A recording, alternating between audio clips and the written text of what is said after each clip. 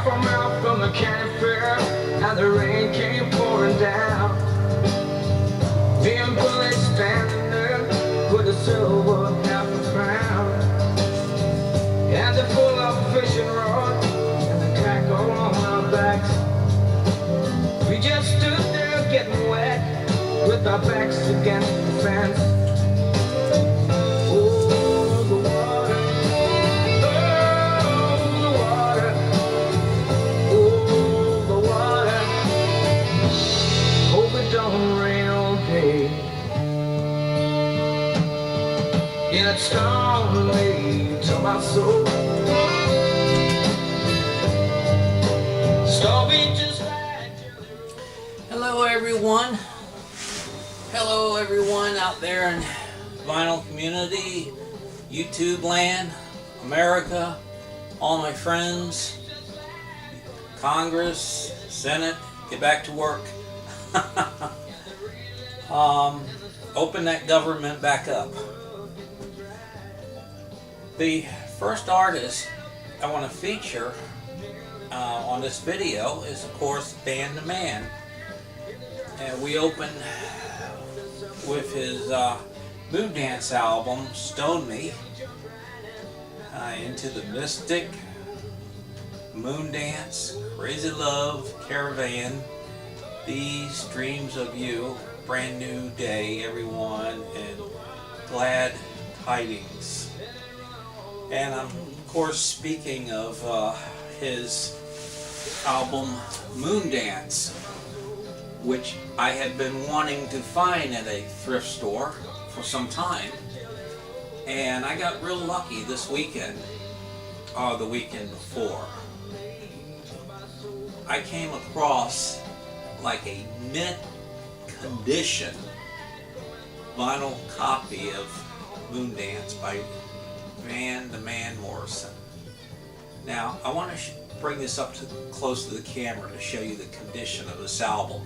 It's almost like it came from the a factory and they handed it to me.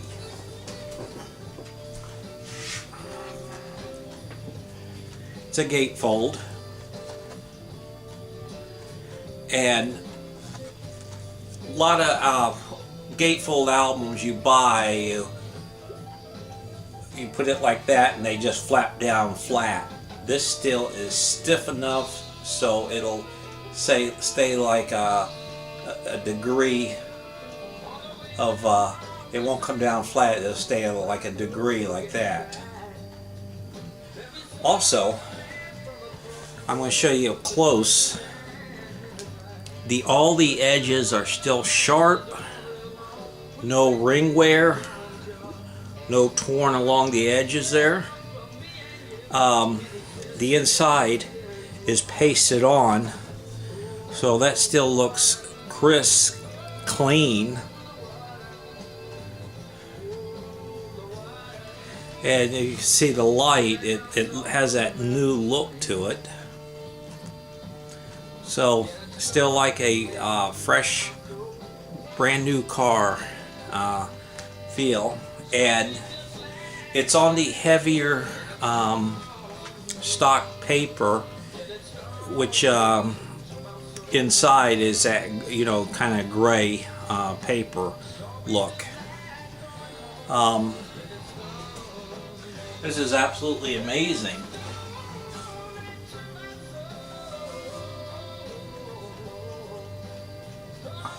Inside liner notes, a fable by Janet Planet. Once upon a time there lived a very young man who was, as they say, gifted. So I have to read the liner notes, and I assume that's about, you know, the artistical gifts of Jim Morrison. Van Morrison, not Jim Morrison. Glad I caught myself there before I watched this video. I also noticed inside there's no, you know, copyright infringement warning. It does have the barcode. So I did some research. I pulled out my albums from the early 80s and late 70s, and they started using barcodes in the early 80s, because I have a few of my original purchase albums from that era, and some of them had barcodes like this one. So it's kind of curious. There's no copyright infringement warnings, which they've been posting since the mid 70s, or a little bit earlier than that, but there's a barcode. So, you know, I'm trying to think when this pressing was made, but I can guess find that out. Refer to the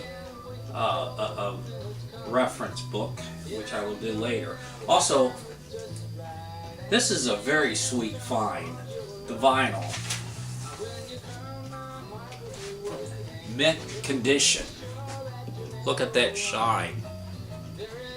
And you heard it. There's absolutely no surface noise, and it even, the inner cover even comes with an advertisement of Warner Brothers, which is the label this album is on, with a special compilation order from the company, along with the ordering form there.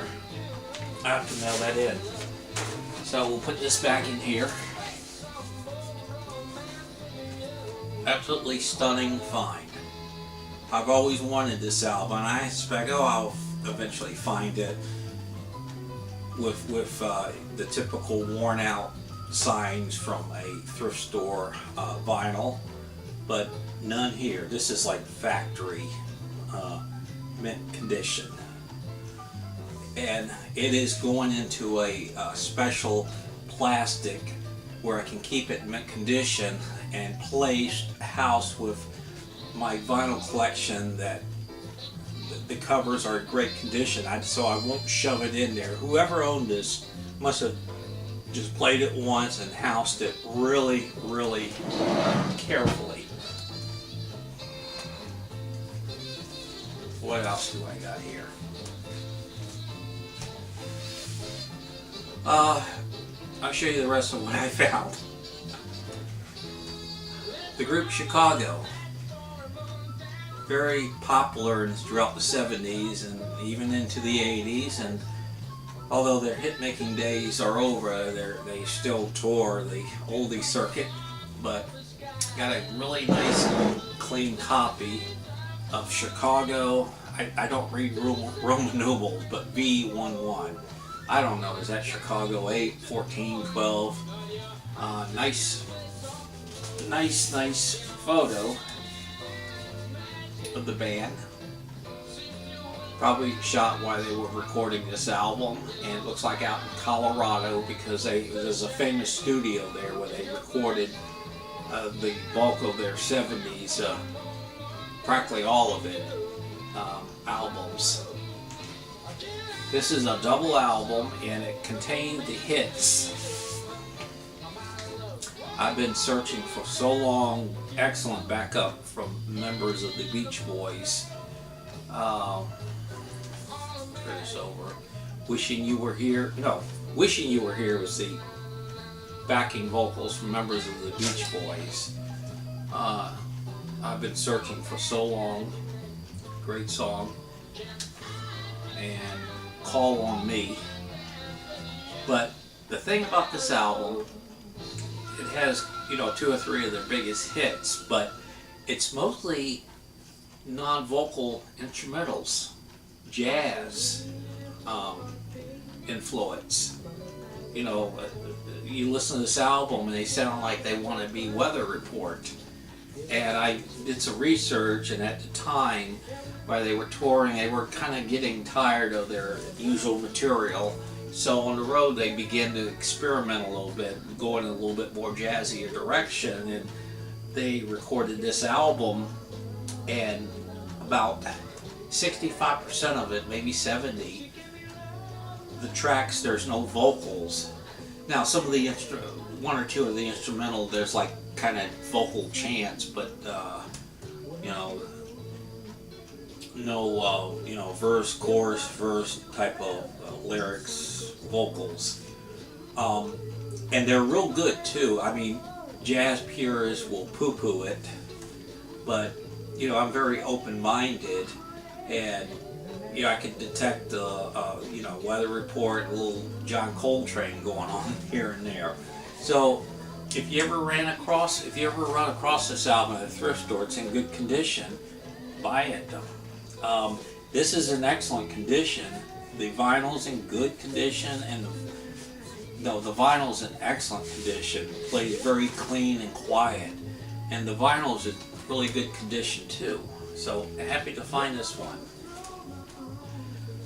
It's been hot today. We're finally getting some rain, so there's some humidity in the air, so I'm a little sweaty in the forehead. Stephen Stills had a little band. Well, not little. Looks like there's about 7 members in the early 70s called Manassas. I think they released 2 albums, and I think this is the first album. It's a 2-album set, gatefold, 4 sides, and very heavy paper stock. And this is in pretty good condition too, and it plays nicely. One side, it's rock and roll. Side 2, it's kind of a bluegrass influence. 3, ballady, and 4, mixture of stuff. So glad to pick this up. Going into the 80s, Phil Collins, Hello, I Must Be Going. 1982 release. The radio hit, I Don't Care Anymore. The remake of Supreme's remake, You Can't Hurry Love. And there's a really number of good, deep album tracks that didn't make it on the radio that's in this album. So I enjoyed that.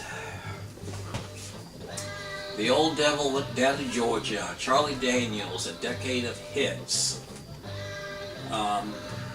Devil Went Down to Georgia, the South's Gonna Do It Again. Uneasy Rider, which I always get a chuckle out of. In America, Long Hair Country Boy. About 10, 12 tracks on here, but I'm sure they're all good. Talking about Phil Collins, this is the Genesis 83 release. It came out in the fall.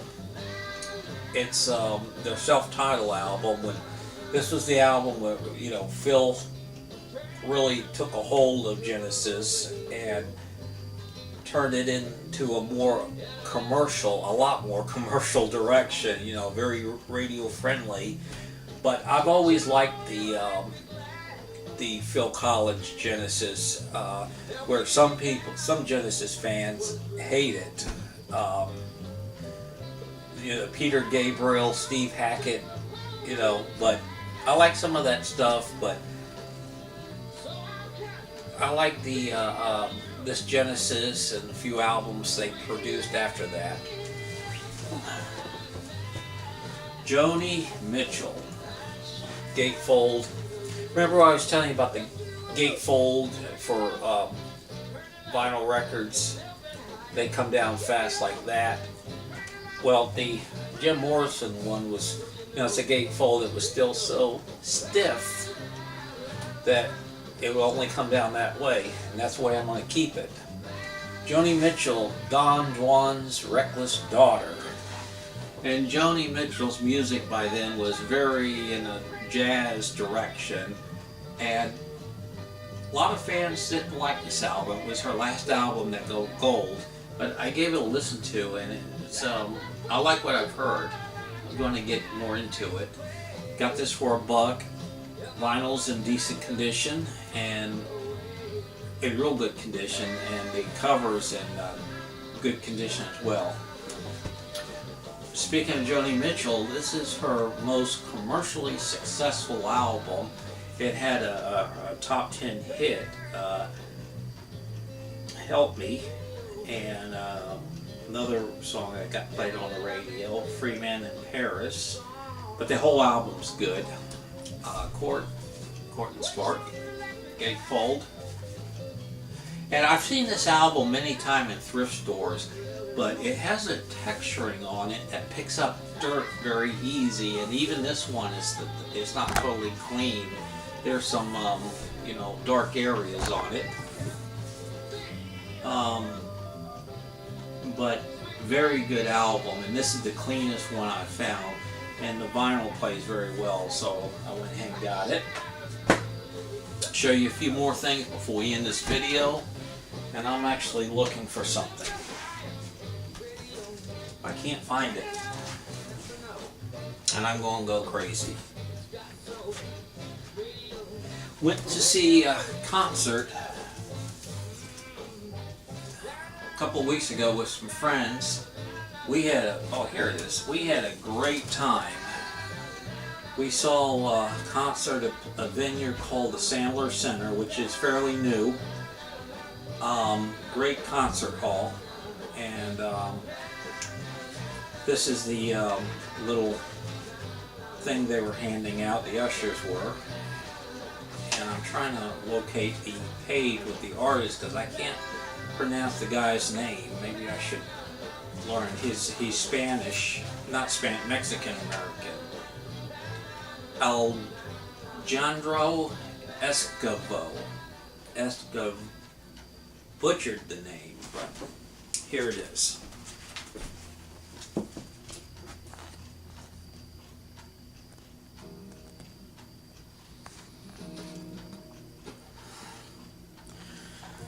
Two great artists, Shelby Lynn,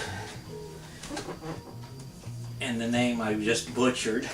They played separately, but acoustic set, and each of them only were accompanied by other musician. Shelby had a gentleman playing laptop guitar and backup acoustic. His name is on this album here. I'm going to say his name because I like to give credit. Ben Peeler, Peeler. So anyway, the show was great. Good acoustic music, mature audience who was there to listen to the music, and the Sandler Center is a fairly new concert venue hall. Very nice inside, very the architecture, the decor is really warm, modern, and the concert hall itself is just incredible. And we had front row seats a little off to the left side, and you know, if we were listening to a full band, I think I would want to be back, but when you're just you know, listening to good acoustic music, that's a good place to be. Shelby Lynn, I picked up one of her albums there that night. I always like to take a memento home. Tears, Lies, and Alibis. Sound like the story of my life, and that title and that look in her face. Very, very good album. And I've already owned her last album.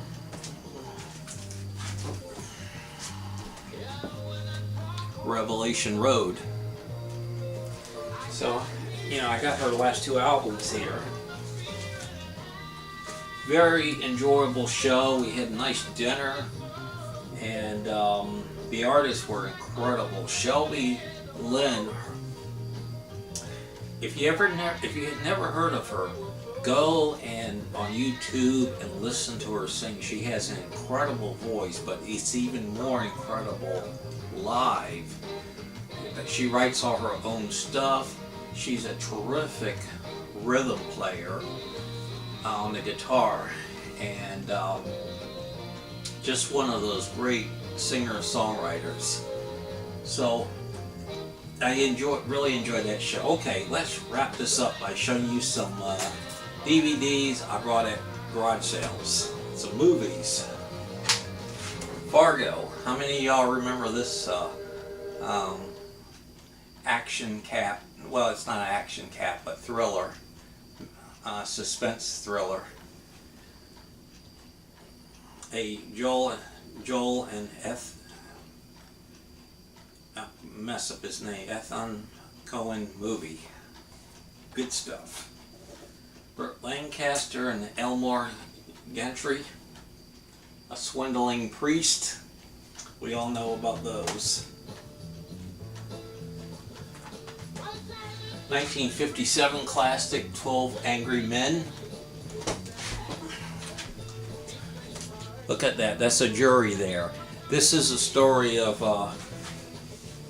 12 jurors who are deciding the guilt or innocence of a very young 18-year-old kid who's accused of stabbing his father, and they're all convinced that he's guilty, except for the character played by Henry Fonda. He has his doubts, and he keeps one by one, juror by juror, he convinced them of the kid's innocence.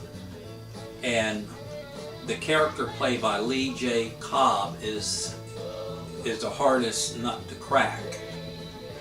And he's one of these, old, cranky, well, upper middle-aged men who really has a dim view of young people. And it turns out that he has a difficult relation with his young son. So that makes it interesting. And the thing I noticed about this movie is these jurors, they go in deliberation on a Friday, and they're stuck in this jury room that's not air conditioned in the summertime, and they're tinkering around with this fan that hardly works, and they're all convinced the kid's guilty, and they want to get the heck out of there. I think one of them mentioned about getting out of there and going to the game, the baseball game. But Henry Fonda really looks at the evidence and sees certain things that don't look right, and he gradually puts all the puzzle together and convince the other 11 jurors this kid's innocent. And like I said, that one juror, he finally breaks down due to the relations with his own son. And so they find the kid innocent. A really gripping movie if you ever get a chance to see it. Lastly, this summer I picked up a copy of Pink Floyd's The Wall. Great condition, vinyl and album cover for $5 at a flea market. And this coincidence, and by the way, I got all those movies for $1. This one I had to pay $2. Whoa. The highway robbery, right?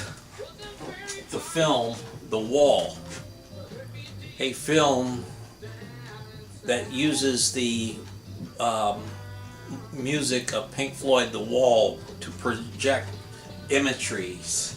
There's no dialogue, or very little, and I'm sure some of you all seen this movie. I would heavily recommend it. I saw it a long time ago. I'm gonna see it again, but I watched little bits and pieces when I got this, so I'm gonna one day go in the movie room, set up the theater system and watch it again. Anything else to show you? That's it. Please, please, please leave your comments. I love comments. Come on, people. I just want to say to all my friends out there in the vinyl community and people who subscribe to my videos, and some of you have been very generous, and I don't get back enough. I don't respond enough to your videos, but I hope that will change. I just been so busy and engaged with my life. So anyway, we're going to close off with a little Van Morrison. Please, your comments are welcome.